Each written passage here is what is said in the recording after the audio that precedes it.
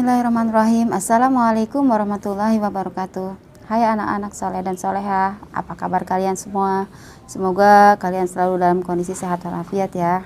Bagaimana dengan puasanya? Semoga lancar ya puasanya, full sampai maghrib.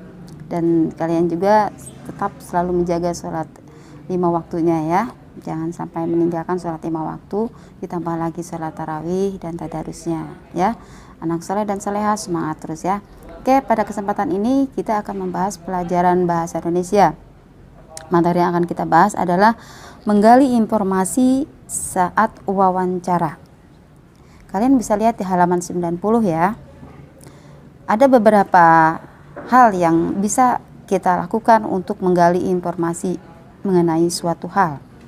Ya, contohnya misalnya melalui internet, melalui baca buku, baca majalah, dan juga bisa melalui alat elektronik misalnya nonton televisi dan sebagainya. Termasuk juga melalui wawancara.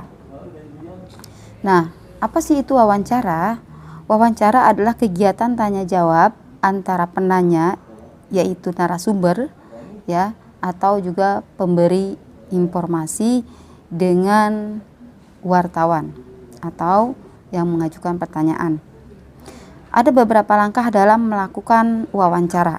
Yang pertama adalah harus fokus kepada yang ingin ditanyakan ya. Jadi wartawan saat melakukan wawancara itu harus fokus terhadap apa yang ingin ditanyakan. Oleh karena itu, sebelum melakukan wawancara, wartawan atau si penanya itu harus membuat daftar pertanyaan ya, tentang misalnya bagaimana, di mana, siapa, dan sebagainya. Dia harus dibuat dulu daftar pertanyaannya dan tentunya harus disesuaikan dengan tema yang memang ingin dicari informasinya apa ya.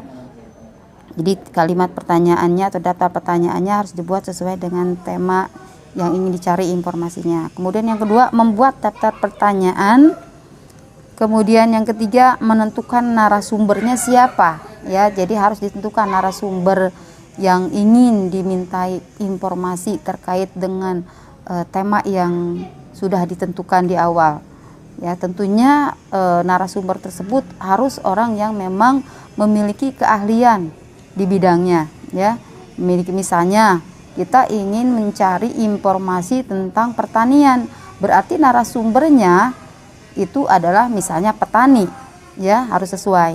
Jangan ketika kita ingin mencari informasi tentang pertanian tetapi kita mengambil narasumbernya misalnya orang yang memiliki keahlian di bidang pakaian atau misalnya di bidang teknik, itu tidak nyambung ya. Jadi harus sesuai antara tema yang kita akan yang kita sudah tentukan dengan narasumber yang akan kita cari, itu harus sesuai ya. Kemudian yang selanjutnya adalah mencatat hal-hal penting seputar jawaban yang diberikan oleh narasumber. Kemudian yang keenam adalah membuat kesimpulan hasil wawancara ya. Itu adalah beberapa hal yang harus kita lakukan saat melakukan wawancara. Hal lain juga yang harus diperhatikan selain dari yang 6 tadi, yaitu adalah saat wawancara kita harus memperhatikan sikap ya, sikap si wartawan atau si penanya ketika melakukan wawancara. Ini harus menanamkan sikap sopan, sikap santun ya. Kemudian bahasanya juga harus baku ya, bahasa harus baku, kemudian harus santun, kemudian sikapnya harus baik ya. Ini juga harus diperhatikan ya. Kemudian kalimat dari pertanyaan yang diajukan itu harus jelas, harus mudah dimengerti oleh narasumber. Kemudian tidak boleh menyela pembicaraan ya. Jadi ketika narasumber memberikan jawaban atau informasi-informasi, itu tidak boleh kita menyela atau memotong pembicaraan narasumber. Nah, itu tidak sopan ya. Kemudian yang selanjutnya adalah saat memilih narasumber, seperti tadi sudah Ibu jelaskan, harus yang sesuai dengan keahliannya ya. harus sesuai dengan keahlian yang memang kita butuhkan untuk bisa memberikan informasi sesuai dengan yang kita butuhkan. Ya. Kemudian selanjutnya adalah menjelaskan tugas wartawan. Nah, kalian bisa lihat di halaman 98. Tugas wartawan itu jadi wartawan adalah merupakan jenis pekerjaan yang bertugas untuk mencari dan menyusun berita untuk dimuat dalam apakah itu surat kabar, buku, majalah, televisi, ataupun radio. Nah, ya. Jadi wartawan juga disebut sebagai juru warta. Ya, saat melakukan peliputan ada beberapa yang mungkin perlu diperhatikan, misalnya melengkapi beberapa peralatan misalnya yang dibutuhkan ya, misalnya alat pengeras suara, kemudian kamera atau juga alat rekam. Itu beberapa peralatan yang mungkin dibutuhkan ketika melakukan wawancara. Kemudian sebelum wawancara, wartawan atau si penanya harus menghubungi narasumber terlebih dahulu, ya, yang sesuai tentunya, yang sesuai dengan tema yang sudah kita tentukan. Seperti tadi sudah Ibu jelaskan, kalau kita ingin mencari informasi tentang pertanian, maka narasumber yang mungkin harus kita tentukan adalah petani.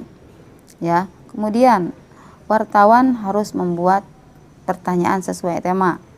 Kemudian pada saat wawancara, itu tadi sebelum wawancara ya. Kemudian pada saat wawancara, wartawan itu harus terlebih dahulu memperkenalkan diri sekaligus mengemukakan maksud dan tujuannya, maksud dan tujuan wawancara. Kemudian wartawan mengajukan pertanyaan sesuai dengan yang telah dirancang sebelumnya. Pada waktu mengajukan pertanyaan itu dilakukan secara jelas, secara teratur, dan secara santun.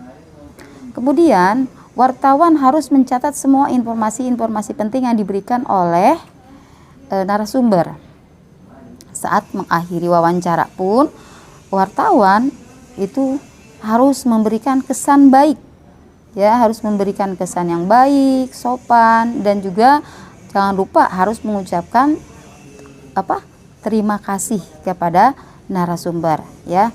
Kemudian juru kamera itu jangan lupa merekam gambar narasumber untuk dijadikan dokumentasi. Yang terakhir, setelah wawancara, wartawan harus merangkum informasi-informasi penting yang telah diberikan oleh narasumber dalam bentuk tulisan. Yang tentunya rangkuman atau kesimpulan tersebut itu dapat berupa berita atau artikel yang akan diterbitkan oleh media seperti koran ataupun majalah.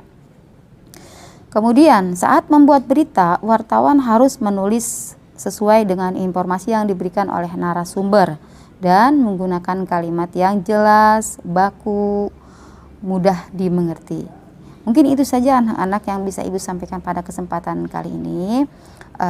Untuk sebelum Ibu tutup, ada tugas yang harus kalian kerjakan ya, yaitu di halaman, tugasnya ada di halaman 105 sampai 106, dari nomor 1 sampai nomor 5. Kerjakan dengan baik, dengan semangat, tulis soalnya yang rapi dan jawabannya juga ditulis rapi ya di buku tugas. Itu aja anak-anak, semangat terus ya, walaupun kalian belajar di rumah dan dalam kondisi puasa, semoga lancar terus puasanya. Terima kasih, Ibu akhiri. Billahi taufiq wal hidayah. Assalamualaikum warahmatullahi wabarakatuh.